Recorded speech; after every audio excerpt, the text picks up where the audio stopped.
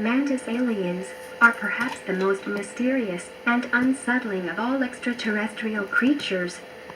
These beings are from the Sombrero Galaxy, which is 28 million light-years from Earth.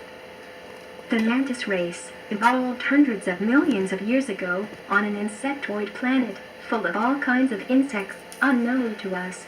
They became the first to develop advanced self-awareness. They developed the use of tools, but in unison, they became highly sensitive to sound and light, and its reflection in colors. The Mantis extraterrestrials are an insectoid beings that have features similar to the praying mantis insects of Earth, but they stand upright and are at least 8 to 9 feet tall. The mantis have long, thin torsos. Their necks, arms, and hands have additional joints. Their heads are insect-like and triangular, with large, slanted eyes of deep brown to black. Most mantis extraterrestrials are described as green, but other colors, such as dark brown and black, have also been encountered. Their bodies are composed of a segmented exoskeleton, and some abductees have reported that the mantis seem to be coated in an oily substance. Mantis are often encountered wearing long robes in a variety of colors, perhaps signifying rank, while some are unclothed. I'm going to show you a news report of mantis encounter caught on camera in Taiwan, China. I couldn't find a translation for the video, but the graphics speak for itself. 好，台湾难道现在出现外星人的踪影吗？国内飞碟协会公布了一张，这民众呢在台东嘉明湖拍到照片，原本应该是高质经过再三的鉴定，发现这张照片是没有经过修改， The Mantis alien was in between the third and fourth dimension. It was trying to become, it was trying to phase back into the fourth dimension. 乍看之下没什么，但把画面拉近，仔细瞧，就在山丘的左侧，似乎有个形状和人相似的透明不明物体。近一点看，更发现头部呈圆锥状，形似螳螂，双手有蹼的形状，推判身高大约250公分，而且眼神似乎往摄影者的方向看。这是一名陈先生去年5月25号在台东嘉明湖拍摄到的照片，回家后才惊觉。The Taiwan Ufology Society came into possession of the photograph after it was snapped on an iPhone by Chen Young Wang, a police officer enjoying a weekend hike at Jiaming Lake. After noticing the image contained something that didn't look quite right, namely that there was a tall, half-invisible, mantis creature lurking in the photo, he sent the picture off to Huan Chao Ming, the head of the Taiwan Ufology Society, for an opinion. Huan then spent an entire year having photography, cellular technology, and image forensics experts check the photo out.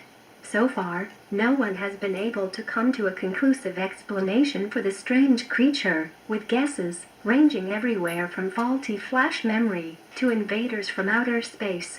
One of the photo experts consulted about the image doesn't believe it has been edited in any way, pointing out the double exposure lines around the alien, indicating the phone was probably in motion when the photo was taken. This means that something was indeed standing on the mountain's ridge. This is one of the many reports of mantis and other insectoid races being encountered on Earth in our modern time. What is interesting is that there are countless of evidence suggesting that insectoid races visited and interacted with Earth humans thousands of years ago. In parts of Africa, insects are considered the messengers of the gods. On Native American tribes, like the Hopi and Zuni, tell stories about ant people who emerged from beneath the earth and aided their civilization. We can see this ant insectoid beings in many of their ancient drawings. In Egyptian mythology, there is an insectoid god called Khepri. He was associated with the scarab, or dung beetle, making him one of the most famous insectoid gods. In the Kalahari Desert, South Africa, resides one of the oldest existing population on Earth, called the San People. The San People possess a culture dating back approximately 80,000 years. According to the origin story of this ancient society, the first humans were not originally created by gods, but by insects. The Sand people believe that the origin of humans lies with the praying mantis. They consider that the praying mantis gave early humans the gift of language and fire. The mantis extraterrestrial race uses their special heightened awareness and became highly advanced in the connection and use of frequencies to change their environment and to communicate with each other. However, the feminine force is still regarded highly, and one would not want to diminish this power with a mantis around. In the Mantis society, no decision is ever made without the female aspect first being taken in, and it has the final say on the matter. The Mantis beings are masters with vibrations of sound and color. They use this mastery to heal and create. They're artists of universal light. They dance through frequencies and alter their surroundings as they do so. Mantis beings need the flexibility to do their fluid dance, and they truly love their work to be admired and the blessings of it to be received. The Mantis create bubble-like force fields to travel through time and space. In lower dimensions, they create living spherical ships of light. In higher dimensions, they can send their light bodies in single bubbles of light across the universe. The Mantis race appears within many abduction scenarios, with abductees reporting the ominous presence of these entities looming over them as they wake in the dead of night in an unknown spacecraft. While the Mantis is not as widely reported as the gray aliens or the Pleiadians, it still holds an important role within many extraterrestrial contact scenarios. Although the Mantis tend to communicate with human abductees using telepathic messages, they have been witnessed engaging each other using an auditory language. Several contactees have described the Mantis language as a series of clicking sounds exchanged between the creatures. The Mantis tend to be overseers and often appear to be in leadership positions of power during an abduction. Generally, a mantis will be accompanied by several small gray aliens who seem to do its bidding. These small grays are assumed to be drone beings controlled by a hive mind and utilized by a variety of extraterrestrial races. The mantis are commonly involved in abductions that include both medical procedures and instances of interrogation. During an abduction, the mantis race use their telepathic ability to seed a sense of calmness in people's mind, and they stop being afraid. Many people state that when they encountered a mantis being, the mantis talked to them telepathically, sending comfortable words in their mind, and eliminating the extreme fear in abductees. The perceived motivation of the mantis in regards to human abduction is somewhat mysterious. Some contactees describe these creatures as positive, uplifting beings who seek to protect humanity and the Earth. One common thread found among many abduction scenarios is centered around the use of holographic projections as a means of education. Abductees often report mantis beings showing them holographic images of the destruction of planet Earth to illustrate the possible negative impact that our species could have upon the planet. Others have reported an increase in psychic abilities after the abduction. However, some return from their experiences with the mantis with a darker point of view, stating that the mantis wish to conquer and control Earth rather than aid in human ascension. Some believe that a mantis hybridization program is currently taking place using human DNA to create a new insectoid species. Some abductees report the presence of tall blacks, a creature thought to be such a hybridization. Experiencers describe these beings as incredibly tall and more humanoid than insectoid, with black skin, extremely long limbs, and extra joints on their appendages. These abduction scenarios are very similar to those involving mantis aliens and seem to evolve around medical experiments. The most chilling feature of the tall blacks encountered by many abductees are their glowing red eyes. Regardless of the true motivation of the mantis species, their interest in human DNA and behavior is obvious based on abductee accounts. The most well-known abduction story was from Linda Porter and occurred in 1963 in Covina, California.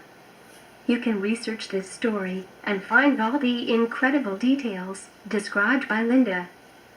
I'm going to tell you a different abduction story, which I found very interesting, written by a person using the name Marlene.